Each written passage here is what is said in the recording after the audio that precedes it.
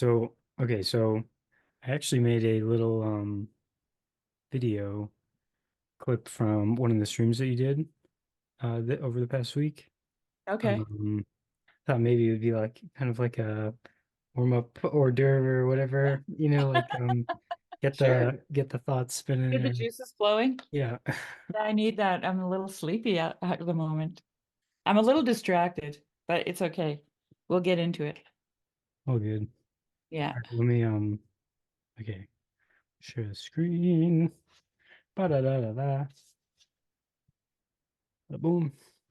All right, can you see this? Yeah, I see it. Yeah. All right. Okay. Um, this thing out of the way. All right. Let me, I don't know if it's sharing audio as well. Um, Share computer sound. Stereo. Okay. Okay, you ready? Yeah. Okay. We need to be looking for and reflecting back to other human faces the image of God. That is why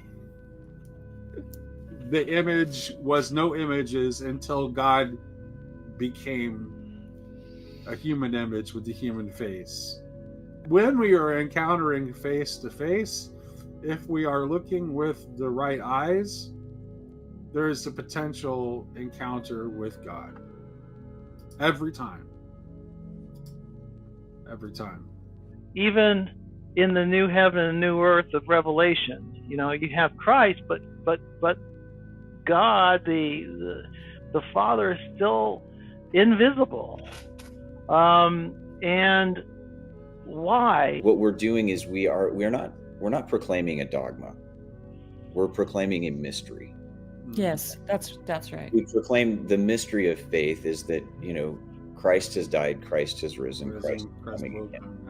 The movement starts and it begins with mystery, right? And there's an inarticulability to mystery that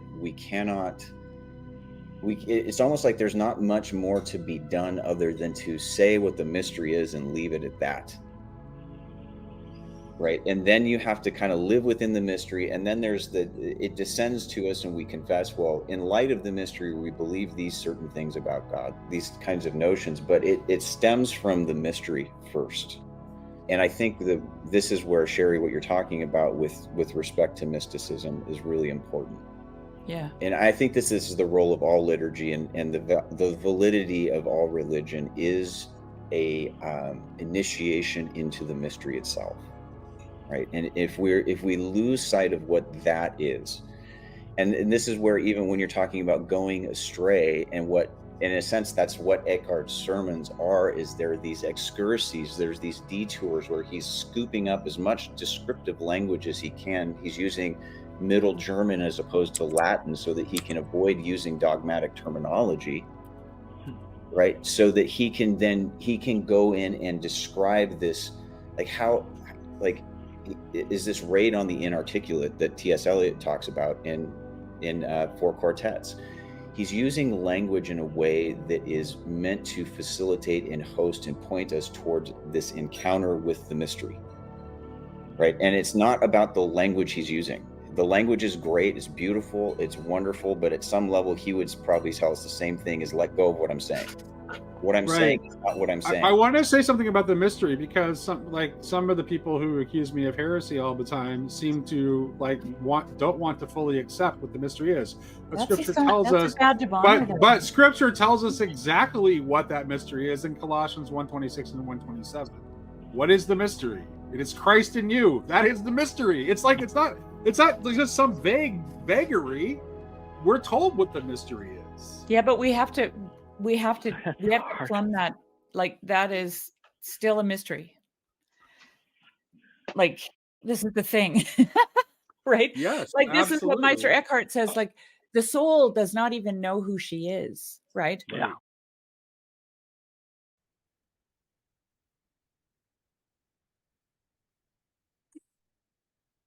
That was a great stream, actually. I thought so too. I didn't get to the like the second half of it where you were talking with the two younger guys. Yeah. I went through today though, sifting for anything that was like particularly Mhm. relevant, that might go well with that clip, but It's interesting that you picked that out because I've been doing a lot of outside work, so I've just been listening to an audiobook while I'm on the tractor. Mhm. And it's called The Spell of the Sensuous. And finally I'm gonna finish it. I've had it queued up and partially listened to for so long. And it's just so good. Oh my goodness. If you can, you should you should really get it on Audible and listen to it. But he was talking about different languages in indigenous, like he's an anthropologist. And so he was talking about in language in indigenous cultures and how they're, well, so first he has a chapter on synesthesia and how synesthesia, a lot of anthropologists haven't really, how did he put that? They haven't really grasped the deep connection to nature that is found in language itself. Like he said, there was, I can't remember the guy's name, but some other guy, some other anthropologist couldn't really validate, like, he didn't like onomatopoeia or, those kinds of language games that we play, because he thought language was, well, in my terms, he objectified language. It was just a thing that happened outside of everything else. Mhm. And this book is talking about how everything is connected to the world that we live in. Mhm. And then he was going through some names, different indigenous peoples' names for animals. He especially went through a tribe of First Nations people in Alaska and how the sounds of many birds were descriptive. Like they actually had, like I remember one particular one was the bird that squeaks was if a direct translation, but that phrase, or for them, the name of the bird Mhm. actually sounded like the sound the bird made, Mhm. right? Yeah. And then he went into Australian Aboriginal people and how they have these song lines. And oh my gosh, like, oh, I'd love to play you a clip, but I don't even know where it is in the thing because I was sitting on the tractor listening to it. But You know the title? I might be able to find it in the transcript. of the Audible book, Oh, it's an Audible book. Yeah, it's an Audible yeah. book. I can look for it if you have the minute, because it was, but essentially what he was talking about was how they don't believe that, or they didn't believe, I'm sure they do now because of science, but they didn't believe that that children were conceived through sexual union. The sexual union was preparation for the child. And every person has a name that is connected to a place. And those places, so they're so interwoven, it's incredible. So when the man walks, he sings a song, and the song that he sings on his walk, because they do these walkabouts, but they walked everywhere too, and they walked far, right? Mhm. So what he was walking is what they called song lines. So that he walked a song line, and when he walked that song line, he would sing, and when he sang, the song would be seeds of children yet unborn in the ground. Hmm. And so after sexual union, the woman would go out collecting whatever, Hmm. foraging. And if she crossed over the song line where the seed was buried, it would rise up and enter into her and start to develop. Hmm. Interesting. And Hmm. so the child was born out of his song. Wow. I mean, you were talking about music the last time we Yeah, talked. yeah. I mean, And And I mean that's just me giving you the Reader's Digest version of what he was talking about, like it was just so incredible.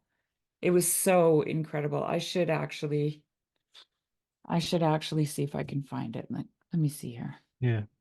It kind of reminds me of should I have it on here? like a ancestor worship rituals and such, like have to do Well, everything like is about the ancestors. hmm. Oh yeah, see this chapter's an hour and 46 minutes. It's the landscape of language. Let me see if I can find it. I'm just gonna Sure. guess. While you were talking there about the language and how it comes from, like different languages might have been more closely, I don't know if you want to say like participatory with with nature. It reminded me of how yesterday I was watching I always forget his name. What's his name? From Agapic Orientation. Oh, Ma- Manuel. Yeah, I was watching Manuel's conversation with it was with Gustav's M, where they were talking about language. Um, and they were looking at older languages. I think they were looking at Aramaic and how, like there would be these one sound, there would be like a root sound that like connotated something. Like let me see one of the examples, and then it like all the different variations of the sound. Like for example, gna, like GNA, gna would be uh like different variations of just that one word. Like maybe you would like add a little something like a different vowel at the end of it or something would be like to cover, to lie down, to dwell within, to withdraw secretly, to conceal, um, a refuge, a garden, a rest, a small shield, a bed or couch, shelter. And like so like and it's not just like these are associations, they're like the actual word would sound like all of those words would sound similar. Mhm. And I mean, I guess we kind of have that. We don't really have that though. Like we have that with like you were saying, some words kind of sound like the actual thing. Like Like the sound of the bird. yeah, yeah. But in general, yeah, it seems like I don't know. That's just one thing that came to mind. I mean, many things came to mind when you were talking there, like um well, there was another one, but now it's escaping me. I'm trying to remember. I had a conversation with Jason and Luke a long time ago. And we went through an essay, and I'm trying to remember what essay it was. And it was about how our language derived from sounds in nature.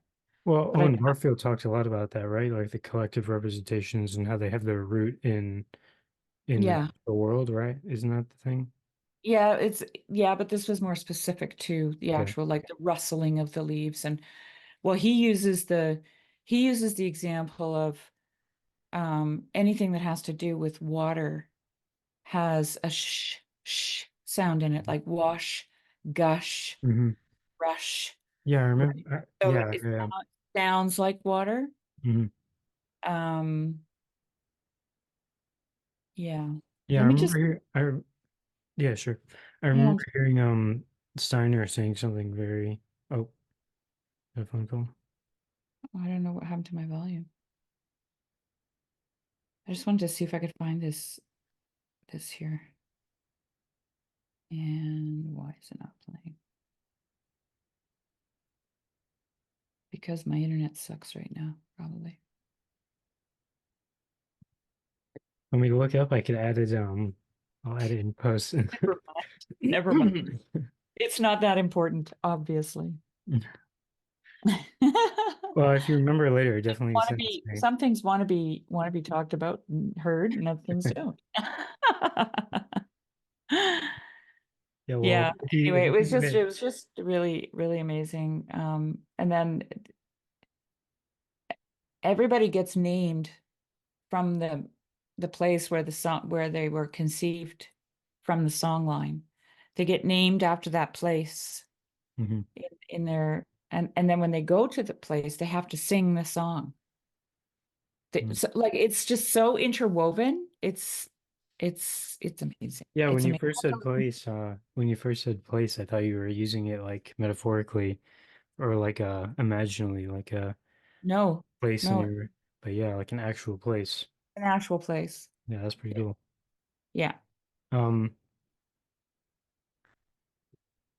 Speaking about, uh, so you brought that up in connection with the that clip that I played at the start, but I'm not sure if you finished your thought. You said like that's interesting because like connecting it, how do you see that as connecting? I'm wondering that myself. Okay, yeah, yeah. It doesn't How is really that matter. I was connecting? just, It yeah, doesn't mean it didn't. I'm just trying to think of what it was that spurred me on to talk about it.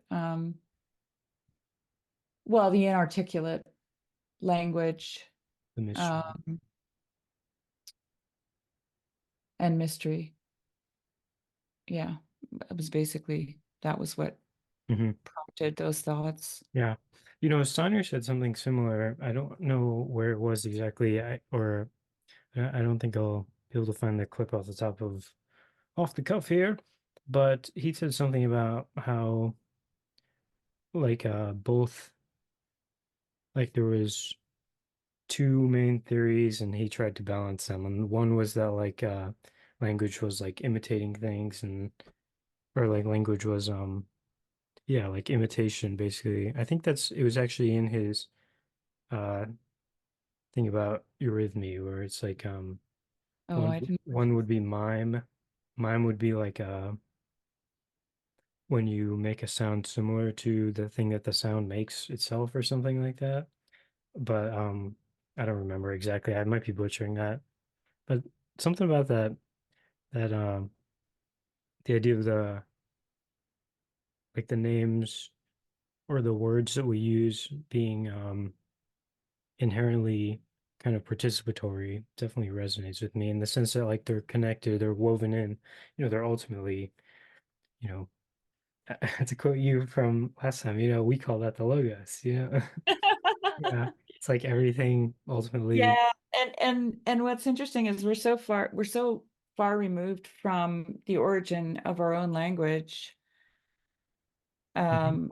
that in order for us to understand the meaning that we're trying to convey to each other, we want to know the actual definitions of the words instead of like what he was talking about, what I was listening to today.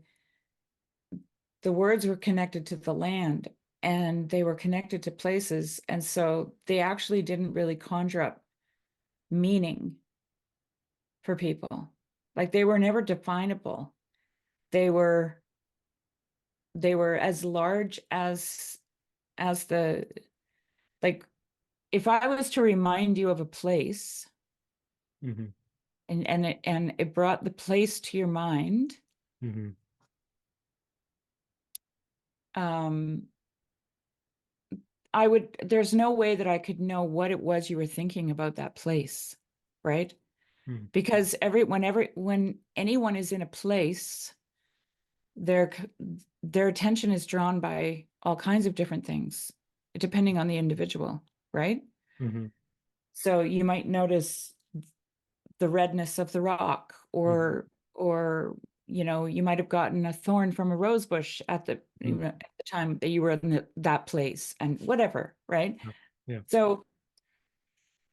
So the word itself remains inarticulable in indigenous cultures because it's attached to a more complex structure, Yeah, let's and say. perhaps you might be able to perhaps iconic, like that they have iconic languages, like Yeah, but that's in this. already too abstracted, I think. Like you could say that. I think you could say that, but but a lot of people when you say iconic, they think it's just a mirror that's looking at something deeper. But it's an actual place. Here's an example. So the Apache have a way of morally teaching lessons by, and we actually say this. We say this in English. We say putting you in your place. Okay? So they'll tell a story that puts you in a place that makes you feel ashamed without directly addressing what it is that you did. Okay, so the example he used was, you know, it was sometime in the 80s or something, some young woman showed up to a like a ceremony for women, and she showed up with pink curlers in her hair.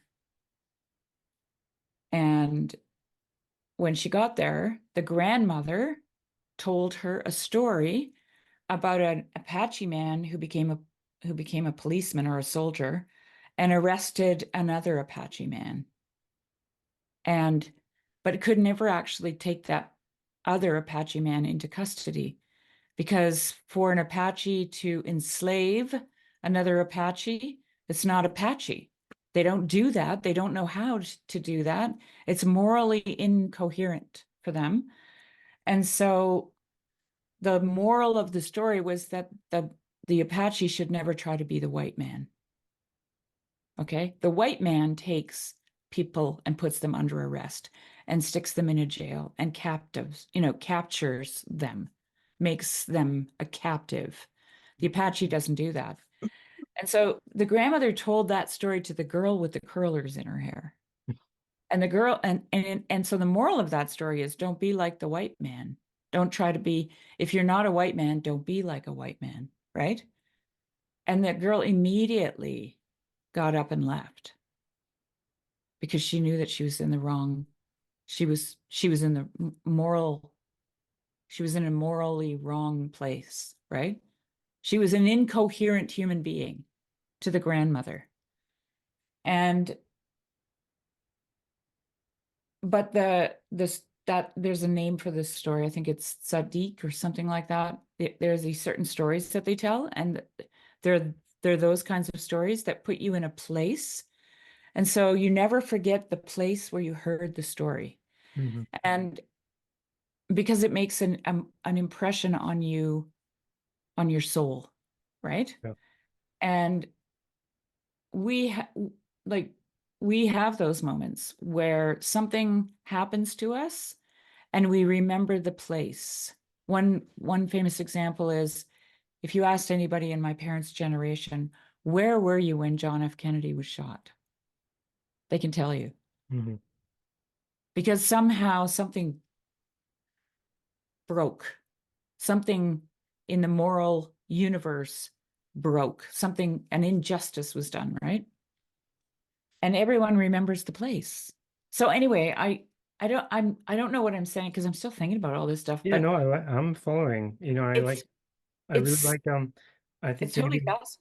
yeah, what if we think about like the mystical experience as the place, like the mystery as the place, right? Like where Well, it is a place. Yeah, it's like It's the ground, right? it's everywhere. Yeah. Um Yeah. or I don't know, do you think that's taking it too far? Like say like is it just uh wherever there's people in relation, like not just people with each other, but like anywhere, like does a person I imagine a person has to be there for a mystical experience to be happening or something. I'm not sure. Like, but Well, regardless, I think mystical experiences are a matter of attention. If you pay attention, everything is mystical, right? yes, Like that's how I feel about it. yes, I Like fully agree. if you realize how connected the world is, if you think about the Aboriginal songline and that whole intricately woven story is about, um, it's about memory, it's about the memory and the wisdom of the ancestors, it's about the connection to the land, it's about belonging, it's about everything that is that a human being actually cares about, Mhm. you know?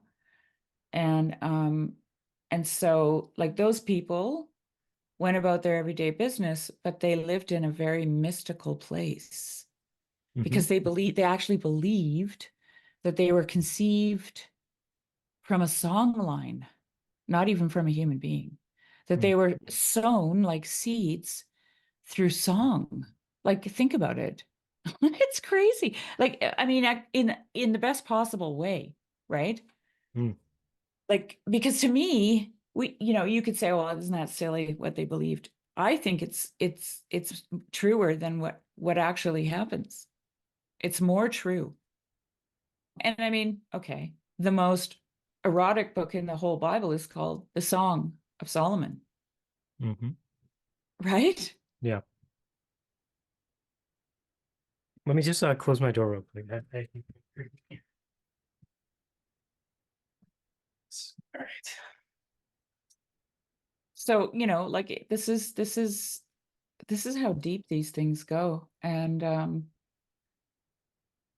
people know them, but they don't know that they know them. That's how I feel about it. Mhm. They don't know that they know them because they haven't been left long enough in enough silence to actually figure out that they know these things. Yeah, or isolation, which is kind of usually pretty silent.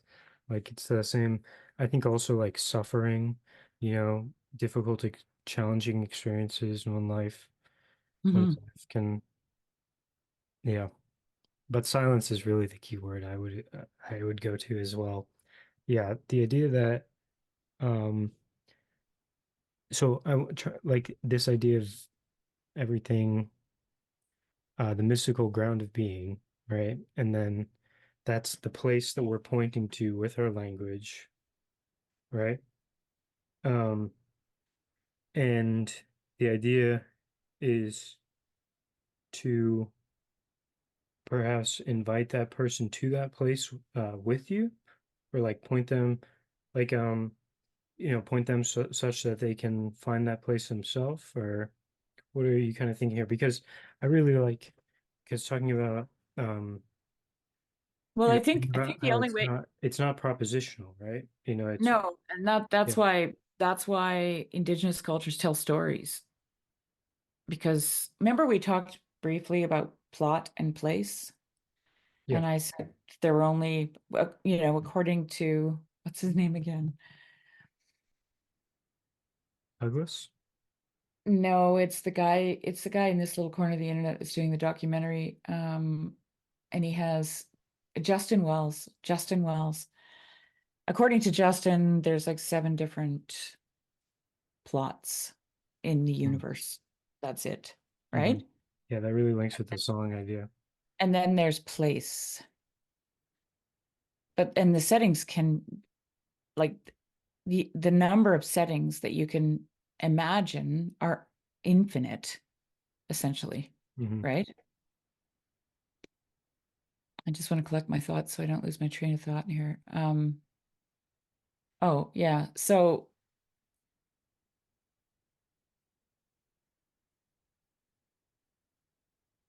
like, if you think about the way Indigenous cultures pass on knowledge, the knowledge that they pass on is always passed on in the, essentially in by way of story. And it's wisdom that they've received from the ancestors because their tradition is oral, right? It's not written. It's an oral tradition. And the only way to remember the information is to have it packed in a story. Like you can't remember a textbook, right? Yeah. And actually, nobody ever did remember things that way. People only ever told them as stories. Hmm. It's only now that we remember things in bullet point form, you know? Hmm. Um,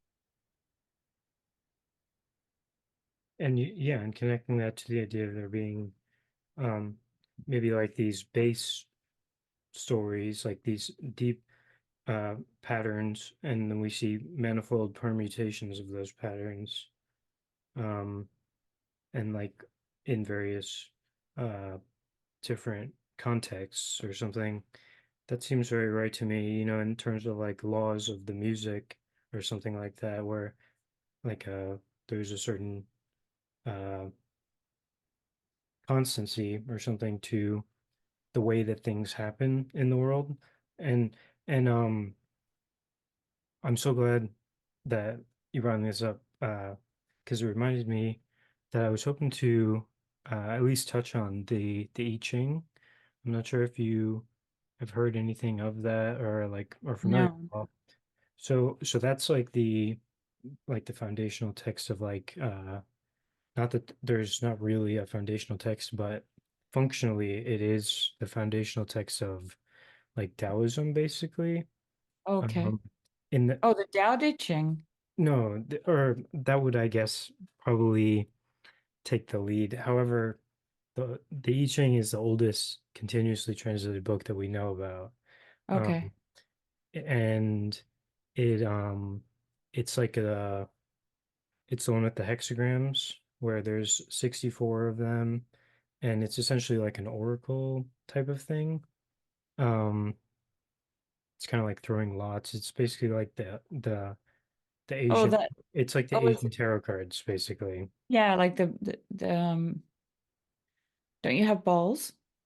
Little. Um, they usually traditionally it was done with sticks, and but now I'd say most people who do it with coins. You throw three coins, Okay. and how that works is there's 64 hexagrams, and uh they're comprised of yin and yang lines. So I'm just gonna find a picture because it'll be easier to Yeah. show you a picture. Um, bada boom. This can you see? Mm-hmm. So this is like these are the 8 trigrams. Let me find a good one here. All right, so this is I just want a simple picture. You've probably seen these on the No, I've never seen these. you probably saw them on the flag of they're on the flag of South Korea. And Oh, okay. so so how this is you have trigrams, which are like these here, with 3 lines, and they're basically yin lines and yang lines. So these would be like the feminine, receptive, flowing lines, and these would be the dynamic, masculine, active lines, yang Right. and yin. And you throw 3 coins 6 times, and then you end up with one of these. Mm-hmm. And this is supposed to give you some sort of insight into your situation or help you with a question that you might have or something. Right, right. And Yeah. but the idea is that it's all permutations of yin and yang, right? Yeah, yeah. Yeah. And so like these 64 hexagrams are you can kind of think about them like as the fundamental stories or like the elements of time, which in their manifold interactions with each other, uh, express the complexity and the multiplicity that we see kind of.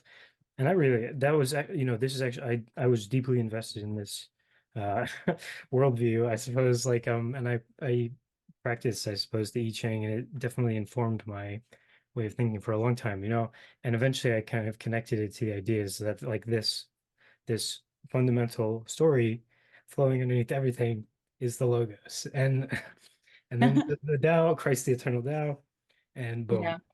Um, Yeah. yeah, and um, And then it went from a line to a person.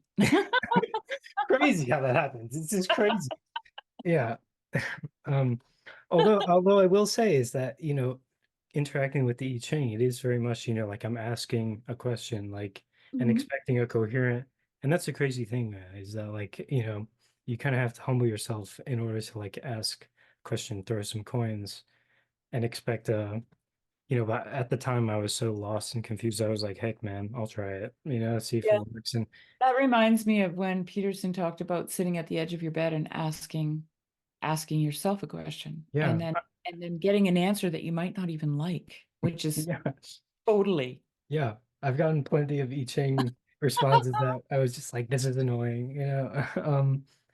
Yeah. I think it's actually the same thing, you know, it's like it's just It like kind of giving you a tool to kind of facilitate that process or something. is. That kind of communication with whatever you want to call it, and the logos, the pattern of patterns, you know, Well, and here's something that's so I used to bake a lot of bread for my family, Mhm, and there were days where I could bake like the most amazing loaves of bread.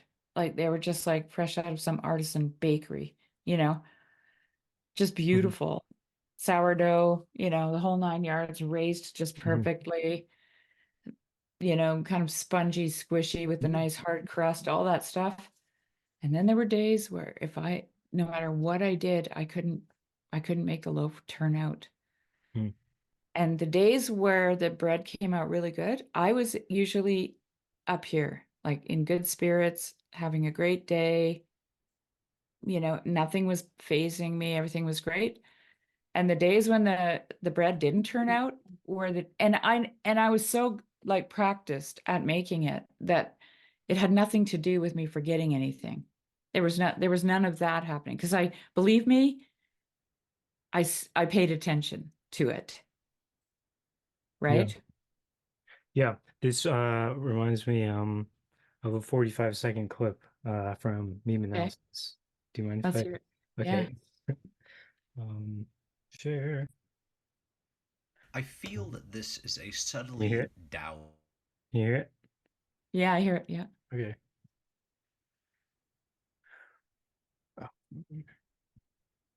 oh come on. Resume share. Which is to say that I feel that this is a subtly Taoist meme, which is to say that the Tao was not present in the making of the sandwich. This was something that you did off of a very base drive. You were hungry, maybe you had not fed yourself earlier. You make the sandwich, but you find yourself unwilling to put everything back. This is because the Tao is not flowing through your actions. William S. Burroughs calls this do easy. If you're reaching for something and you knock it over, the Tao was not with you. You were Right. thinking of something else. There was something else going on when you should have been cleanly moving. So this depiction reveals somebody who is not in line with the Tao. So here's the thing. So I was talking about this to a friend of mine, another woman who also made bread, and she said, "Does this happen to you like let's say once a month?" And I'm making bread 3 times a week in a wood cook stove. Okay? I'm like, "Yeah, at least once a month." She goes, "Is it close to your period when it happens?" And I'm like, "Yeah, actually it is." Yeah.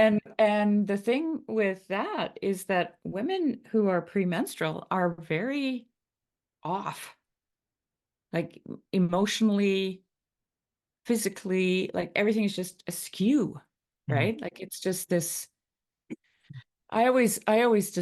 I decided that God made us that way because to keep our husbands on their toes. Because if we're ever going to bite their heads off, it's around then. Mhm. For no reason, too, you know. All of a Mhm. sudden their lovely wife turns into a monster, you know. Um, so anyway, that was And then, you know, connecting that to, you know, or I don't, please don't, I don't want to cut you off, but, you know, connecting that more yeah. traditionally, that would be taking place in harmony with the moon cycle, right? And that, and we, and so that kind of connects it back to um, the idea of, because I think about, in a way, I think that these patterns are always flowing through us, like the Tao, you know, we're always either in harmony with the Tao or without the Tao, and you can see these various patterns that were, you know, if somebody's being particularly like one of the hexagrams, for example, if we're using that, running with that line of thinking, um, and or looking like a particular biblical character, say, you know, and Mhm. um, and then Um, I'm gonna lose it. Oh, so that and that, as being connecting to the place like with the moon, um, Well, it using has to be. It has to be connected. yeah, If this is under the spell, let's call it, of the moon, right? This whole thing that's happening, sure. then it's not just happening to you, it's happening to the whole world. Yeah. Or I was thinking there in terms of the women on their period, I right? know. I Okay, know. I'm, okay, I'm, okay, I'm okay. saying that. Okay, yeah. Like, so it's not just happening to the woman with her period, it's happening to everything. Yeah. Yeah. Okay, because Yeah, it's the yeah. moon. Well, yeah, And and where's the moon? Where's the moon and where's the light of the moon? It's everywhere, yeah. Yeah, right? and one could say that we're abstracted from these patterns now, so we're walking around all weird, because we're not like Well, dancing not with the only that, Tao. And people aren't even on their natural cycle. Like women aren't even cycling naturally if they're taking birth control, yeah, And um so yeah, I mean, yeah. I even watched years ago. I watched when Russell Brand first started out on YouTube. He had a podcast called Under the Skin, and it Oh, was free. okay. It was free on YouTube, Hmm. and you should watch this one. I think you'd like it actually. It's kind of interesting. Yeah. It's with a man who I'm trying to remember because it was quite a while ago. He worked for some kind of marketing um company, but he was a scientist and he developed smells for things for for public consumption, things for public consumption, things that would smell good to people. And I mean, to the scientist, it's just a bunch of formulas on a piece of paper, and that equals coconut oil and peaches or something, Hmm. right? Yeah. And then they got talking, so they were talking about smell. And then he was saying how men and women would actually pick their mates, and this was so subtle that they weren't even aware of it. They would pick their mates by their smell, okay? Um, and the smell that they gave off was not something you could actually smell. Hmm. So you couldn't Pheromone. It's like identify it, the pheromone idea, right? like a pheromone, but he didn't call it that. And what it indicated was the health of the other person's immune system. Hmm. Okay, get this. Like, all right. So people are partnering with other people based on the health of their immune system from a smell that they don't even identify. Okay.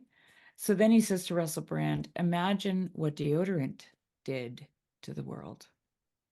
For real. Yeah. Yeah, this Just goes think right about in, it. Like, this is crazy. yeah, no, and this is right in with the whole line of thinking that I've been on about, because contact, like physical contact is part of it, like to hug each other and stuff. People need to hug each other more. And Yeah. to yeah, it remind and when you take birth control as well, that that messes with who you find attractive. But one of the things that you were saying there made me think of how that was actually I've heard that idea. I don't know if it was just a speculative thing or if there is any science behind it, but somebody suggested that with uh as a potential cause of schizophrenia, where it's like a pheromonal thing that people pick up on something weird. Not necessarily like a straight up cause, but like Yeah. something to do with it, where like people would A trigger maybe. or no, where people would be like this person's weird, and then like the social being Oh. disconnected from the social fabric would like spin a person out or something. I don't know Mhm. if there's any merit to that, but it's kind of an interesting thing because it was with smell as well. Um, yeah, I definitely think that's, there's more of that than we like to think, like these subtle, not conscious things, like not vividly conscious things. And, um, Well, I mean, it really, like even just listening to the Spell of the Sensuous today, it became more and more apparent to me how animal we actually are. right? And because we have the arrogance to think that we're not animals, we forget that we are animals, Yeah. right? And we interfere with the natural way of things, you know? Yes. Yeah. So, yeah. Yeah, and the natural way, yeah. So connecting back with there is like we got this idea of the pointers towards the place, the mystical place, and like how those pointers, the language is based in this harmonious um set of patterns or something, right, which are mirrored in our language and in the world. It's participatory uh language process, right? So in terms of like what did you just say? Actually, that connected to that. It's the how gosh We don't think we're animals. yes, Is that what it is? man, I get all the things build up and then I Yeah. can't hold on, but it's the how something about how oh yeah, you said we're abstracted away from the uh Natural way of things. yeah, the natural way of things, and I think the natural way of things is this kind of pre propositional ever present being, you know? Hmm. Like the Yeah, grounded being, the place that we are pointing to, that we already are at, and we're just kind of not realizing it, or like where there's too many things in the way or something. right. And like what I think is that those things that are in the way are oftentimes like these kind of um parasitic patterns or something, you know?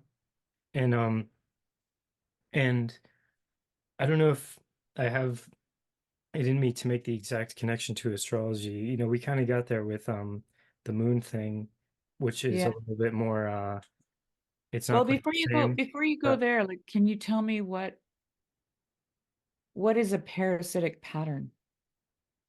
I would think about it like a demon or something, or like an angel, like in this, and then because this connects where, like, once Christ was rid of these parasitic, like the patterns that were trying to get to him or something, like then angels came and ministered to him. And I think about the angels as like the patterns, like the deep patterns. They're like those seven base stories, kind of, you know? Hmm. And that's like with the astrology is the seven stories or something. Right. And then, so it's like we have to be able to see the patterns that are keeping somebody from that ever present way of things. And then, like, to abide in that place and then kind of be able to discern those or like to maybe cut away those patterns or something such that deep pattern can uh, kind of be there and minister to them. Kind of, do you see what I'm getting at? I do, but there's too much work in it for me. I think it's just like I don't know. I think maybe I'm trying to be too explicit about like trying to describe what it is, Yeah. because at the end of the day, the infrastructure is already in place. Right. I think it's Well, just what we all do, is it anything like what Matthias Desmet described in the clip that you made when he talked about logic literally being, or rationality literally being like these building blocks that we stack up, right?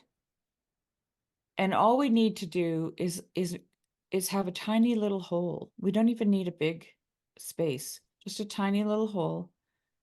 Mhm. And through that hole, the resonance of the world can pass through and touch us. And when it does, we resonate back with it, right? Mhm. And then it starts to break apart. And I think that that's supported in scripture and in mystical writings in the sense that um oh, excuse me, in the sense that all God needs is to shine a little light into the darkness. Like the light dispels the darkness, right? And there's two things about light and dark. I mean, you can think of them as good and bad, or you can think about them as knowing and unknowing, right? Because the light reveals and the darkness hides, Mhm. right? So when you're in the dark, like, and we say this, I don't get it. I'm totally in the dark. What's happening? Right? Mhm. But then we have these moments where a little light reveals to us something in the darkness, right? And we often think about, when we hear that kind of terminology, we often think about it as places of despair, places of sadness, places of torment, places of evil. Those are all kind of the words that we like to use as descriptors for the darkness. But the darkness could simply just be unknowing, right? Mhm. Yeah. I tend to think of light and darkness in through like the lens of Galahad's stuff with like blindness and madness. I wear a black and white sock every day. Um, um, Well, have you seen my avatar? Oh, I don't think I have it I on. have, So, yeah. yeah. Um, oh man, there was something that you just said, but I lost it because I became vain about my socks. The um, oh man, what were you talking about right before shining a light? Oh yes, the logic. Yeah, because you asked if it's similar Oh yeah, to, the bricks yeah, that you build yeah. How I think, with yeah, rationality, right? Because rationality is, I think he described it as connection. And so he said it's literally like building bricks on brick on brick on brick around you, mhm. right? And then you Yeah, wall yourself in. Yeah. yeah. So okay, so in my theoretical what's the word for somebody autodidact Yeah, cosmology, yeah. you know, how that would fit would be where that's like the propositional left brainism that creates like this mask, which is like the unsolved Rubik's Cube face or something, you know, where those are like uh and that's when people are using their words and they're just kind of like they think that they are the propositional words that they say, and they don't like actually aren't connected with their body, like the being, you know? Right. And then but if you have eyes to see, you can see between their propositions. You're not transfixed by their propositions, and you can kind of encounter them at this deeper level. And I also think, and that's kind of, I think about that in terms of like a mask as like one of those parasitic patterns that kind of it's like the cultural, we get that from our culture, this left brainism, propositionalism, and it infects us and we get stuck behind a mask. And Mhm. and Okay. that is what I hate or something Yeah, me too. because yeah, Me too. yeah, It's masks off around my house. yeah. Um, yeah, I have to think about that a little bit. Um, Or something like that, that's my it's too bad. that's It's my too bad you definition. didn't watch the last part of I'm, that I'm video. definitely planning to. I saw that you guys were talking mainly about like death. Yeah. Yeah. Oh man, there was something the oh I had the list of those things, and something we just said reminded me. It's when we were talking about the angels came and ministered. Uh it also kind of connects to the guardian angel idea, but the angel of death, you were talking about death just now. Guard Perhaps guarding the Garden of Eden, perhaps Well, some. I was talking about, okay, so I watched your Alex Jones, Robert Malone video. That's what prompted this. RIP that video, been removed. Is it gone? Yep. Oh, is that strike number Even two? even the one where they didn't say anything, like even the one where it was just him complimenting Alex Jones, gone. Is it strike number two now? No, that one actually they didn't do A strike on? a strike. It was just they gave no reasoning, or Uh, they said it violates the guidelines, but with no specific don't get your channel destroyed. and Don't, I try not to. you got to dance around it a little bit. Yep. Um, okay, so I watched it. So I got to see it anyway, the one. And they were talking about this, what was it called? something One Health Initiative. One Health Initiative. So I looked it up and I was like, oh, this is okay. This is it here. And it says meet the team or something like, at the top. So I'm scrolling through all these people and I look at the head guy and then I search his name.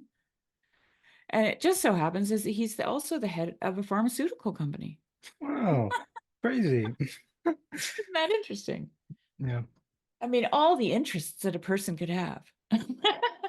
And then he's got this, and he's focusing his attention on veterinary vaccines.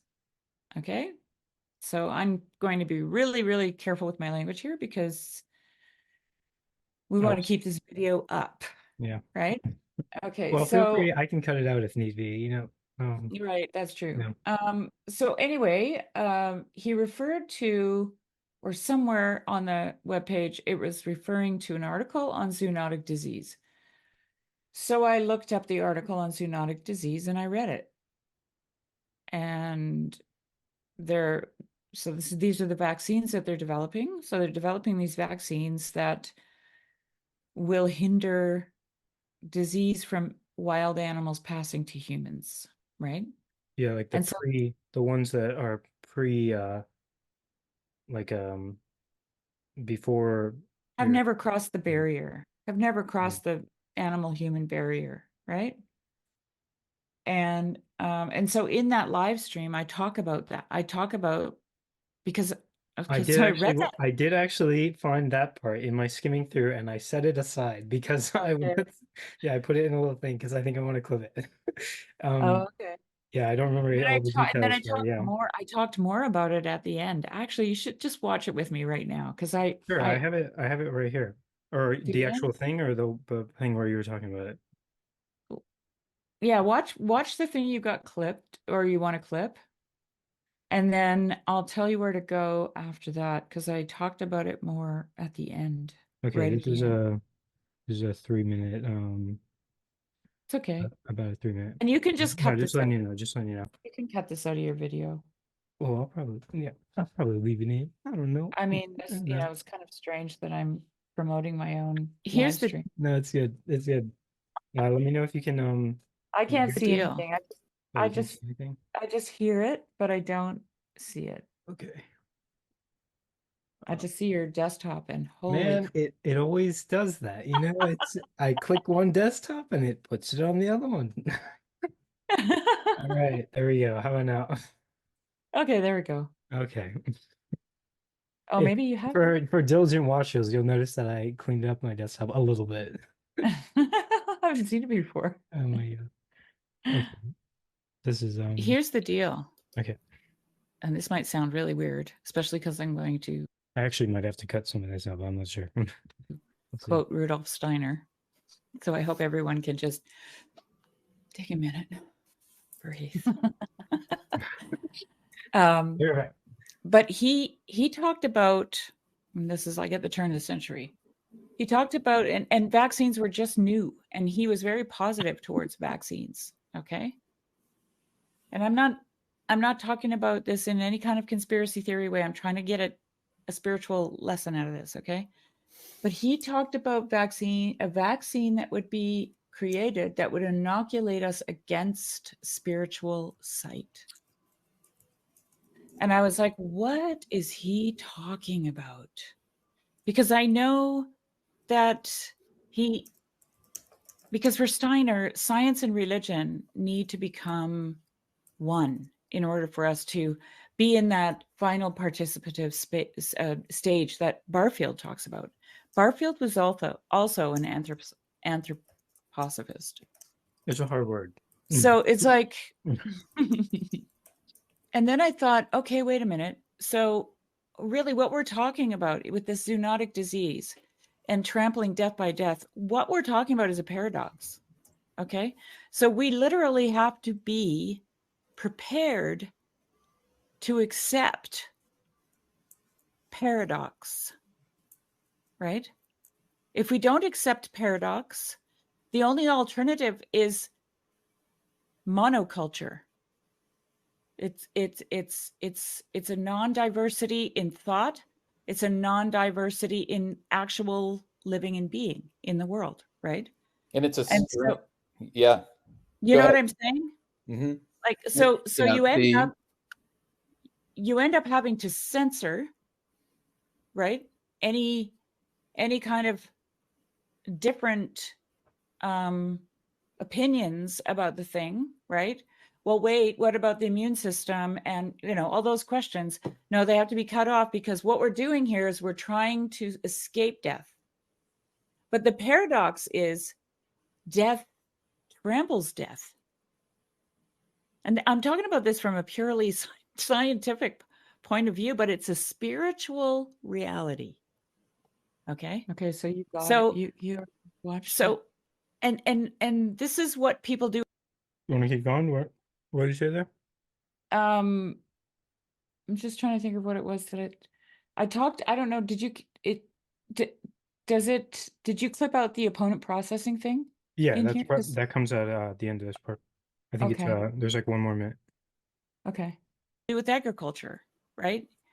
They don't want anything to come in the way. They're trying to keep all their plants alive, green, good foliage, fruit, all that stuff. And so they destroy the pests and they destroy the weeds, and then they monoculture everything. And when they monoculture, they destroy the environment.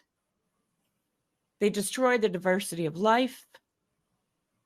Species go extinct, watersheds change, everything changes because of monoculture. It's only biodiversity that retains life, significant, fertile, abundant life.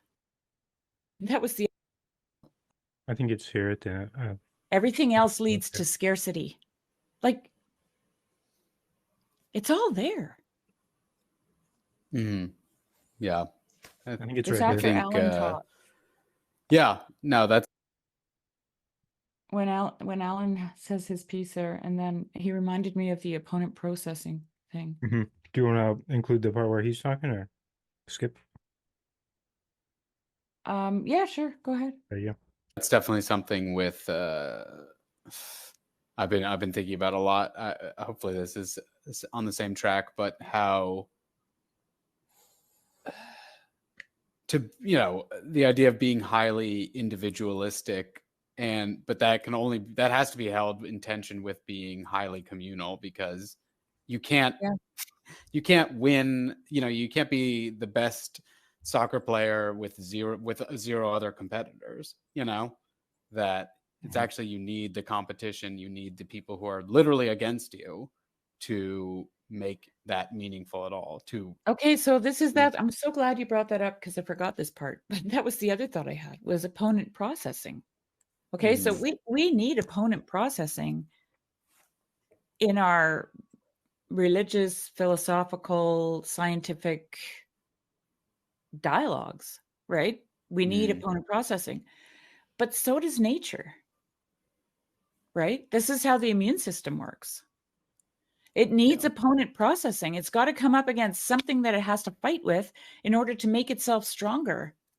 And when we remove opponent processing, we have inoculated ourselves to losing our intuition. Okay, that's it. That's it right there. We monoculture our own species. that. Shari spitting bars. So I want to echo that. Absolutely. So, like, the whole reason that thought was born was because ever since during the lockdowns, I heard Rudolf Steiner's thing on vaccines. I was trying to figure out what he was talking about. And it was right in that conversation that I realized what it was. That if you monoculture something, so if you think about it just in a completely agricultural setting, and you monoculture plants, means you just plant one species, right? And it weakens everything around it, even if you don't use herbicides and pesticides, because nature works through diversity, right? Biodiversity is what gives you a healthy ecosystem. And but let's just say you plant, 500,000 acres in what are they planting now for green initiatives? I think eucalyptus. No, eucalyptus and stuff like that. Anyway, you completely take away all the biodiversity from the area, then all the other species around suffer and die, get sick, fall prey to disease. So you introduce new diseases, new bacteria, new viruses, new, all this stuff, right? But the other thing that you don't allow for is this sixth sense. So let's say the being, whatever it is, the tree, the plant, the squirrel, the human being,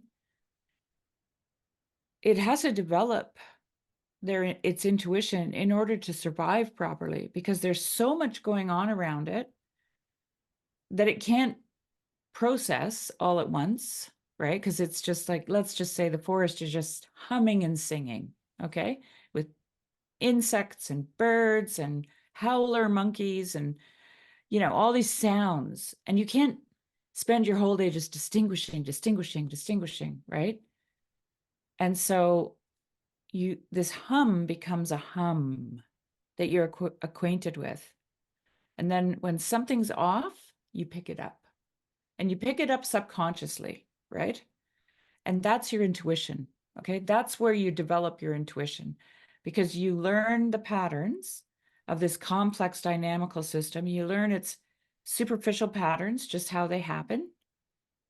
And when something is off in the pattern, you notice it, right? Because if you don't, it could cost you your life. Like, I think actually was it Thailand that had the big tsunami? Remember the big tsunami that hit?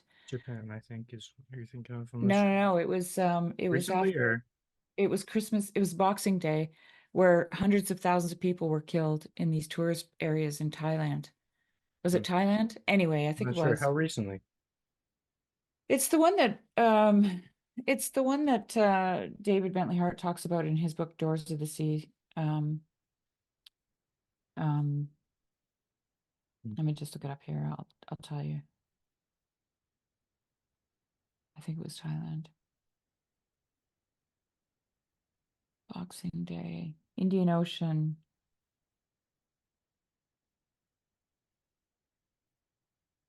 Oh, Sumatra. Oh, the epicenter was Sumatra, Indonesia. And it was 2004. The number of deaths was 227,898. It was a lot of people. Wow. And 14 countries. Yeah. 14 countries suffered from it. So anyway, but I think I remember hearing at the time that there was an indigenous people there in one of these places that noticed that the birds were gone, that things had moved to high ground, animals had moved to high ground, and they followed them. They didn't know why, but they followed them. And, like that scene in Harry Potter where they have have you seen that scene in Harry Potter with the little like wispy animal and they fall out into the woods? Oh, yeah. Yeah.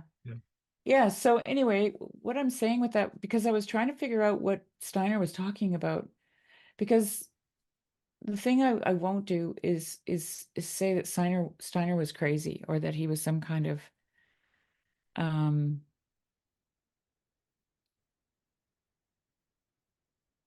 not going to just put Steiner down to theosophy or something like that, right? Yeah. Steiner thought really long and hard about these things, and he thought about them from Goethe's perspective, in my opinion. And he saw how the world was connected. And so if he's talking about something that could inoculate you from intuition, the only thing that I think that would do that would be some kind of monoculturing of the species, right? Where you start to cut out the noise around you And you do that, you know, I mean, the purpose of developing vaccines was to save people, mostly children in the beginning, from disease and early death, right?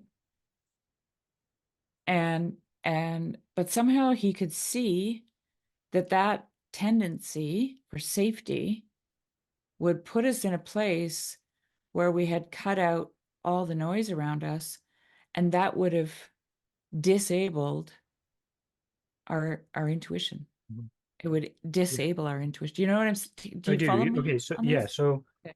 so my thought to that is that I think that that's a correct way of understanding it. Like that seems I don't know how to phrase this, but yeah, that seems on track. Like in the sense that like if you the whole safetyism idea. Yeah. Mhm. However, I don't it's hard. I don't know if I would say that that's what he had in mind, although neither of us can really say, but that, and Well, at well, least in terms of, I think that that is one thing that like the vaccines, uh, you know, whether now or in the future, could do or are doing, in the sense where they inhibit our, like the safetyism idea, where they inhibit our, if a child goes through, I think he actually said that part of it was that like, kids who went through, um, or no, I think I heard this somewhere else that kids who go through like chicken pox or something, then they're afterward they look more like they look less like their parents. They look more like an individual or oh something, yes, that's part of right. their growing. He talked about that. He Yeah, did. that was He him. did. I Okay, heard that. and then Yeah. yeah, so that's definitely I think there's something there. However, I actually am generally of the mind that like either that this is what he was alluding to or that this is how it is or will be, that it would actually be a more direct mode of operation or something where maybe like some sort of thinking in terms of like uh more resonance style ways of thinking, like something that would prevent it in a maybe more mechanical way, like like maybe producing the simplest way to be thinking about it would be like if person's in pain, it'll be more difficult or something, or like if they, I don't know. Well, see, this is why I keep referring back to the idea of monoculture, because what monoculture is trying to do is combat disease. Okay. But The reason things what are if mono somebody's actually trying to combat spiritual intuition and they figure out that like if you mess with somebody in this particular way, then that kind of cuts off the channel for them, you know?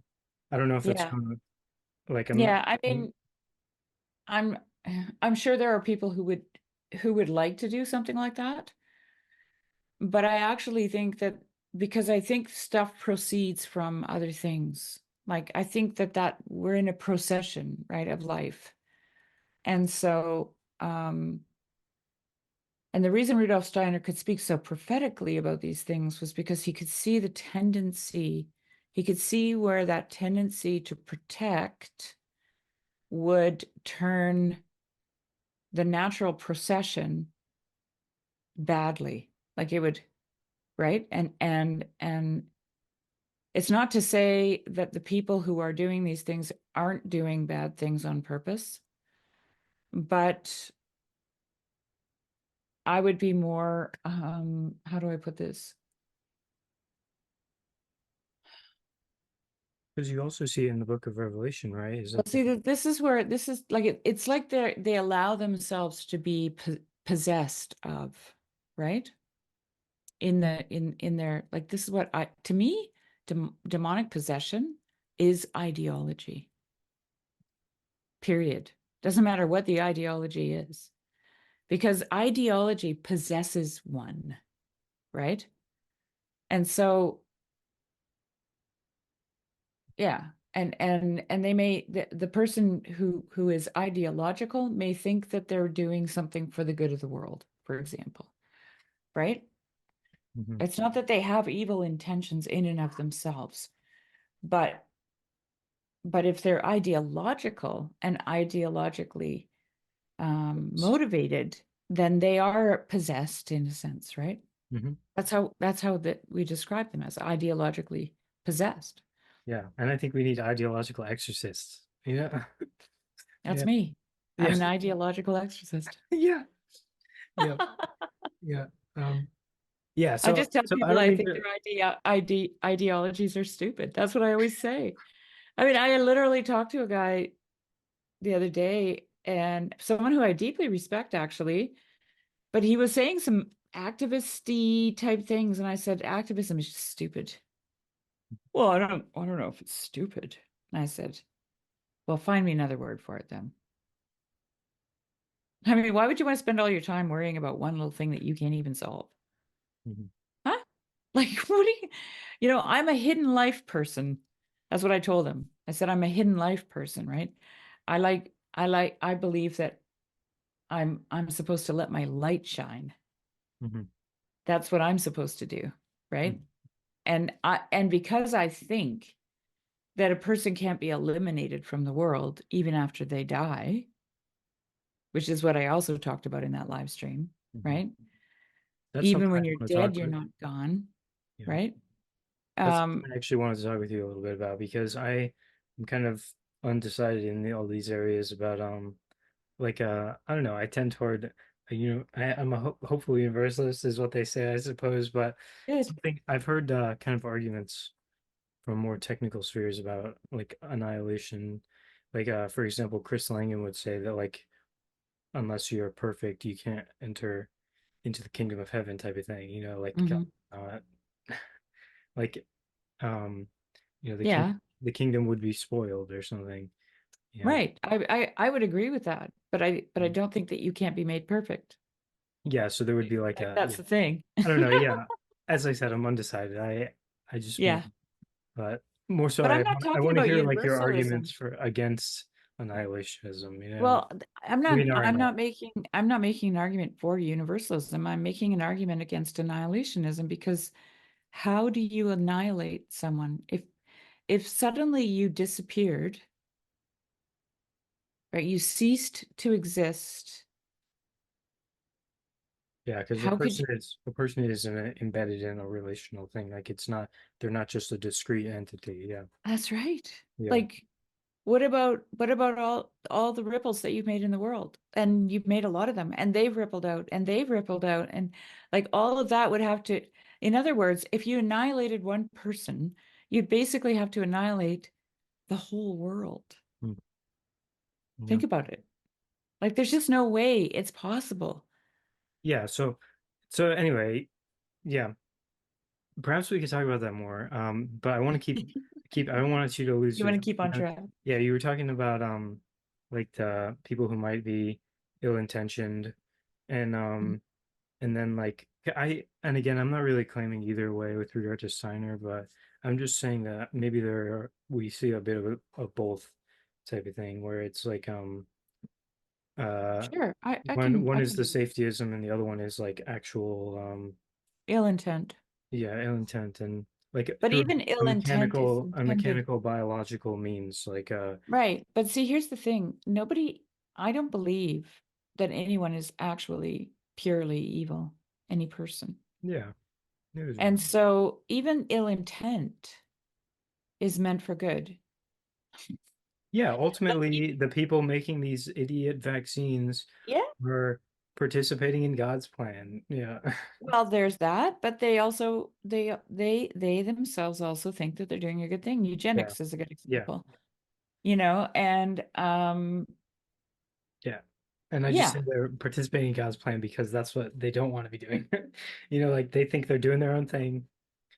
I don't know. Yeah, I would agree with you there. Um, I I guess yeah. But like, you should actually read or get the audiobook. It's really short. It's only like 4 hours, I think.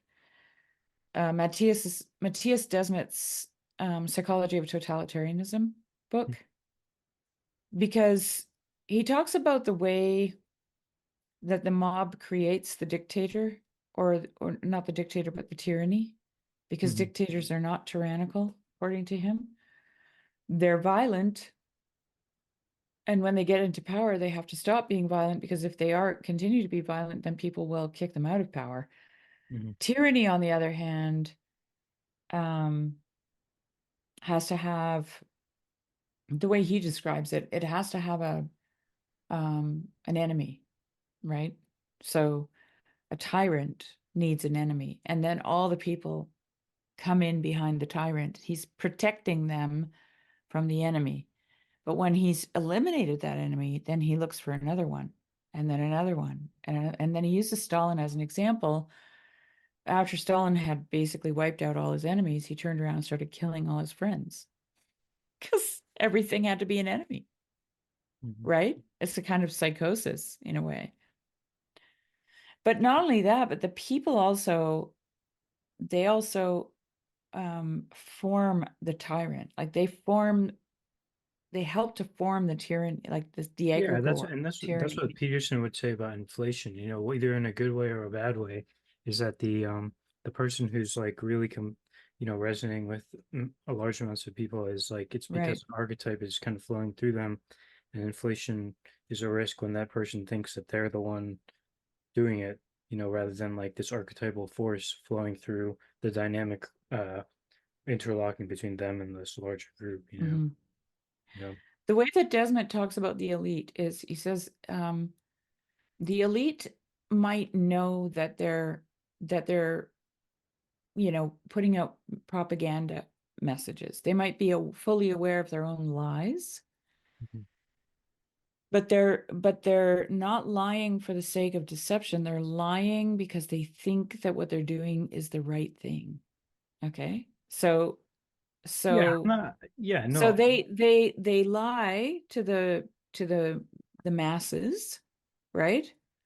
But they are themselves ideologically possessed of their own idea, yeah, right? And that's what they move towards. And yeah, anyway. yeah. Well, and yeah, so we were just talking about the in terms of vaccines, where the um yeah, you know, aside from the question of the people and the intent and stuff, I think yeah, it's definitely because connecting that back to opponent processing, uh, Yeah. and then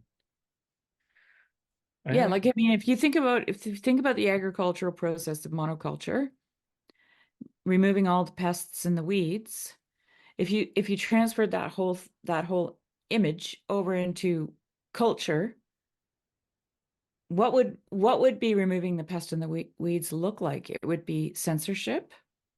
It would be book burning. It closing all would those be, gaps. yeah,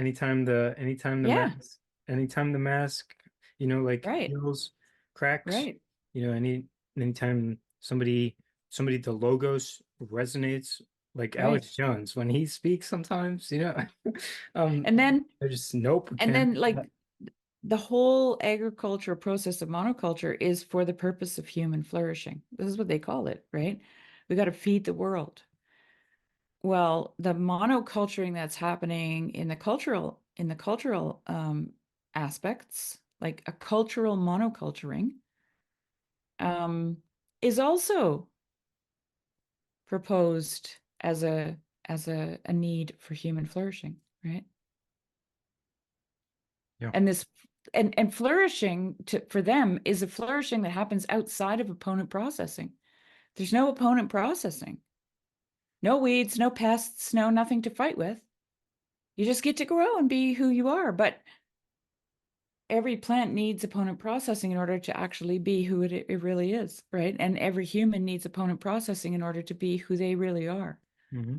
And so in the name, like, this is why whenever Sam Harris talked about human flourishing, it sent chills down my spine. Literally. I was just like, oh God, please no, not him. Like, it's people like him The silly who magician. would do the most damage. Mm-hmm. They would do the most damage in the name of love. Like, think about that. Like that's, I have a clip and where he's talking the book about. of Revelation talks about people, even the elect could be deceived, right? By the beast. by this machine, right? Because, and the only way they could be deceived is that somehow it mimics what they think is good, right? Safety, yeah, or whatever else, yeah. Love your neighbor. We all heard that. Love your neighbor, you know. I'm gonna post this. I'm not gonna edit a damn piece of it. See what happens.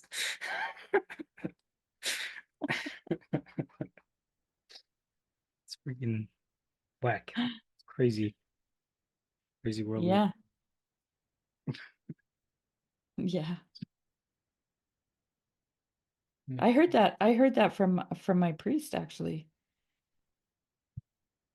That was his position. His position was that he would do that because he had to love his neighbor. And I'm like, really? Wow.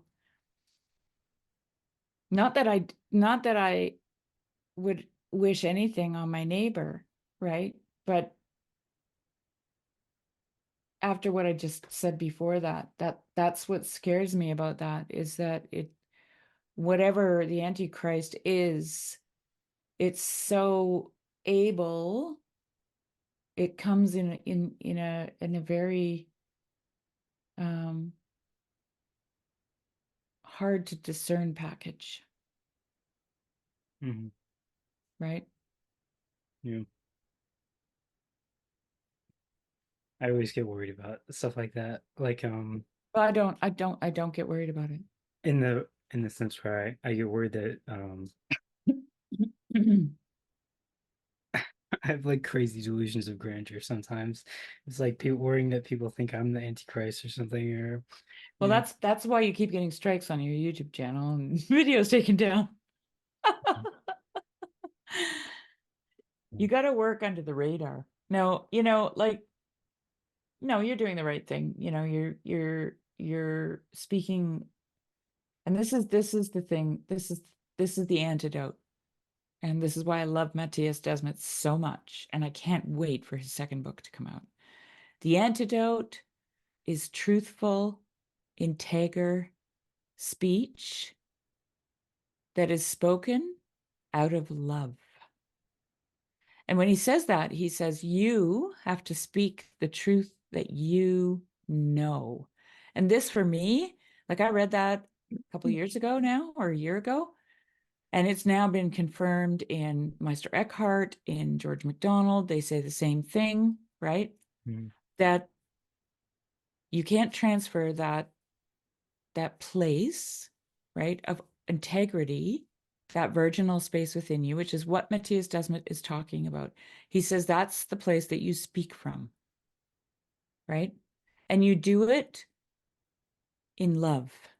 So you don't rant and rave and, right? You're not trying to frighten people into doing something, like, and I always think about my sheep or my goats. I get when I like to be provocative in some with my music choice and some of the more darker you can, those videos, but I don't want to scare anyone. provocations. I only want to scare people insofar as that is loving. Right.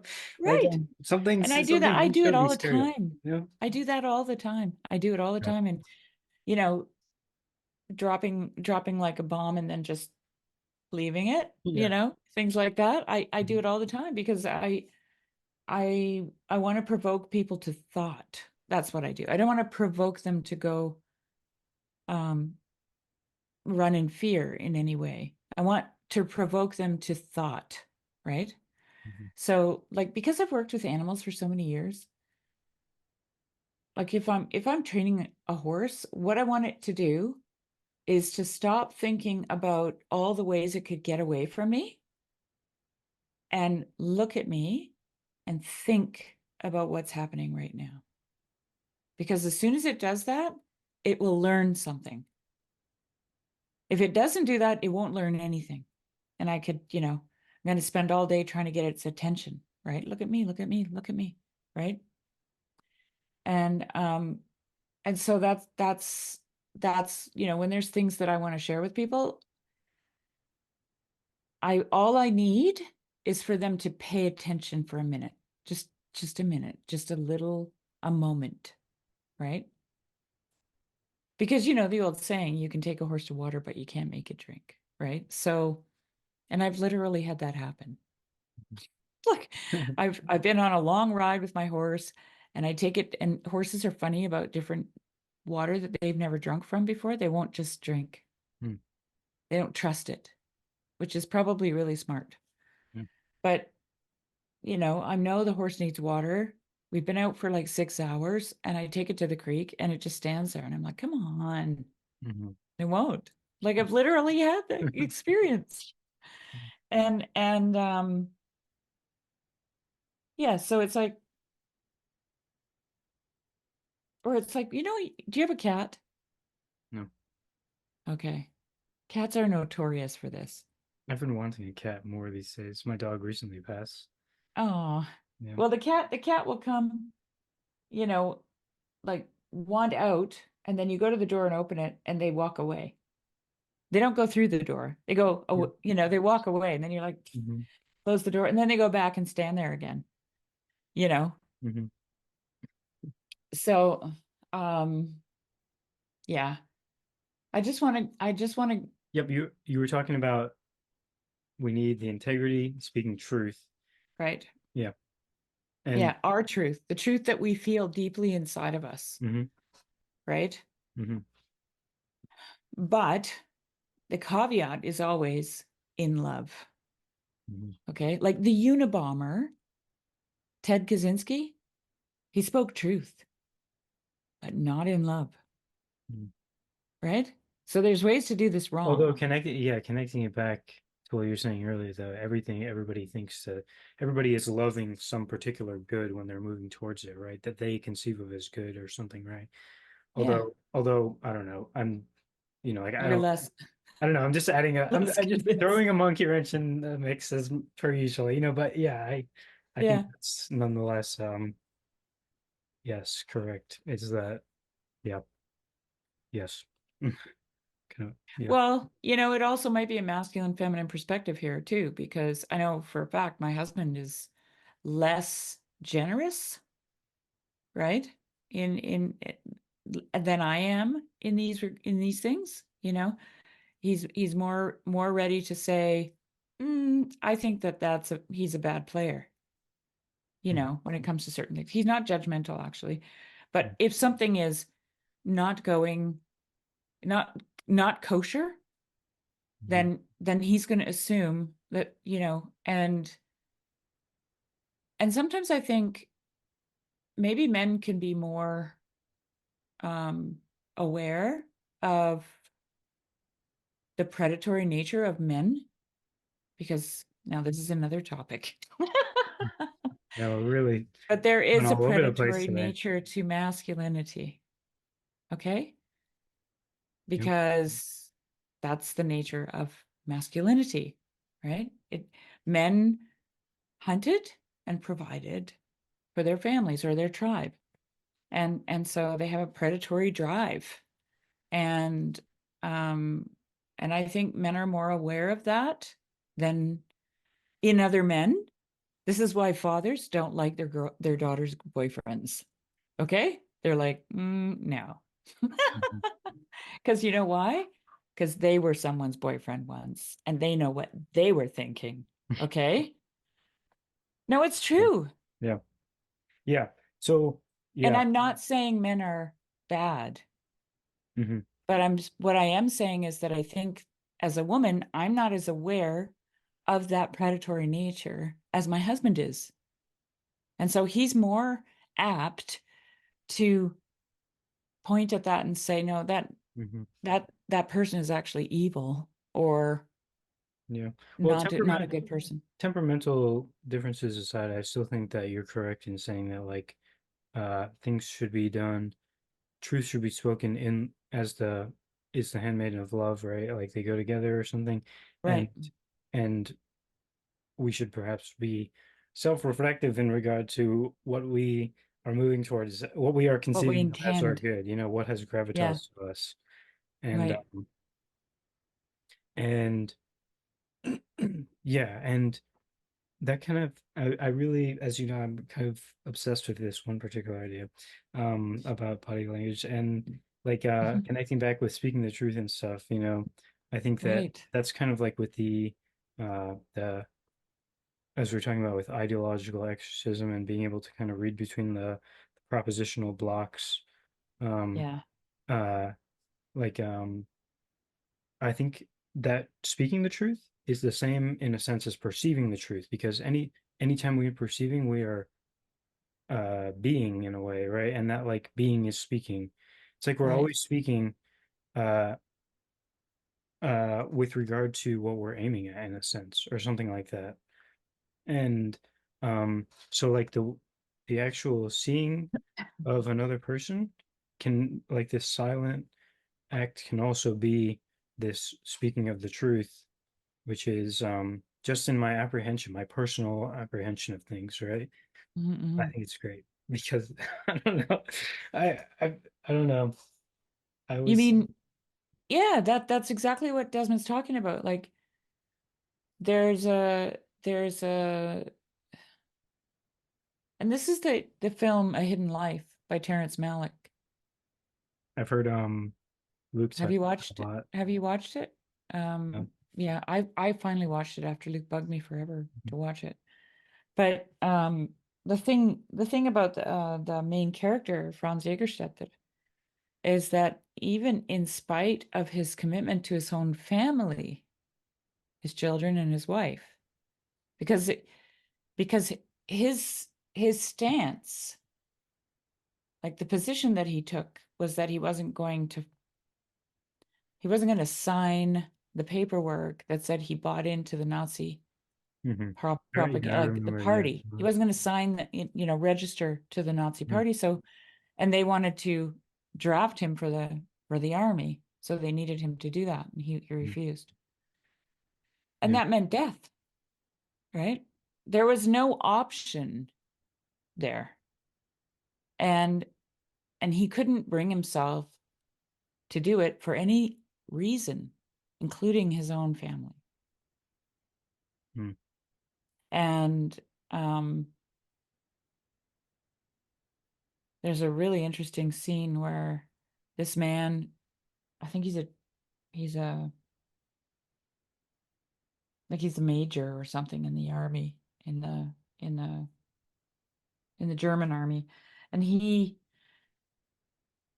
tries to talk him into doing it. He tries to give him, look, it's not that, who cares if you don't believe what you're signing? Just sign it anyways. At least you'll be able to live. You'll be able to support your family. I can't You'll help. be there for your Yeah, children. I can't You help know, thinking of the doctors sitting in their rooms, like the doctors convincing their patients.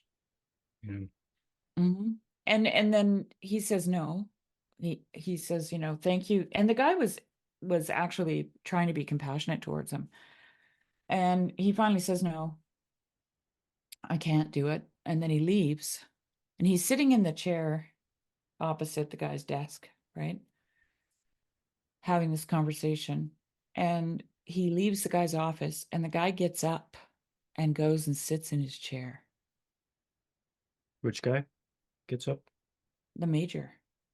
Mm. He sits in the chair that Franz had just been sitting in, Mm. because he wanted to know what it felt like to be a man who was honest, Mm. right to his core, right? Mm. He wanted to be in that. He wanted to be in his body, Perspectival, you no? know. It's a powerful scene. Like it really was powerful to me anyway. Mm. Because who knows what compromises that man struck to be wearing the uniform that he was wearing and being in the position that he was in, right? Hmm. And that reminds me of mimesis and mimicry and stuff, such that Right. some people just emanate this presence about them, and we just fall into their orbit, kind of, or something like that, or we Or we do co-orbit, we self-preservation. co-orbit the spirit that they are orbiting with them, or something, you know. Right. And Yeah.